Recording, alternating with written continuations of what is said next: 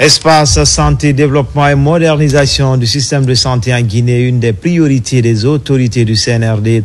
Le centre hospitalier universitaire de Donka en pleine mutation. Actuellement, il accueille des patients venus de toute la région. C'est le cas pour ceux venus récemment pour une prise en charge en chirurgie maxillofaciale dans le cadre de la mission dénommée Enfants du Noma. L'ambassadeur malien est allé sur le lieu pour une visite guidée. Plus de détails avec Thierno Ousmane Diallo. Rénové pour doter la Guinée d'un CHU aux standards internationaux, à mesure de réduire les évacuations sanitaires, l'hôpital national Donka est aussi au service de la sous-région, tel que voulu par le président de la République.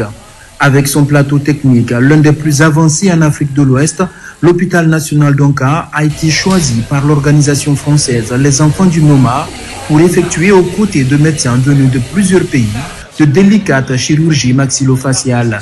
L'ambassadeur du Mali en Guinée visite ici ses compatriotes qui ont fait le déplacement pour être pris en charge au CHU Donka. Au-delà des relations conjointes entre nos deux pays, là nous sommes dans le factuel, une action de mécénat dirigée vers les populations. C'est vraiment un bel exemple qu'il faut saluer. Et nous espérons que cette collaboration va se renforcer et se poursuivre.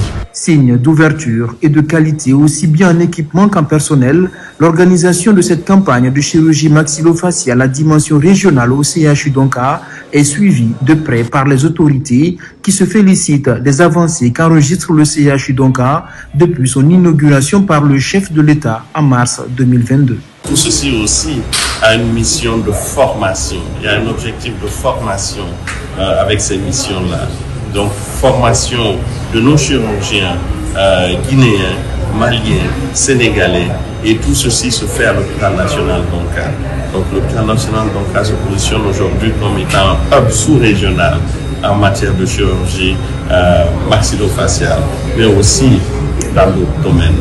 Une centaine de patients atteints de tumeurs faciales ont été gratuitement pris en charge.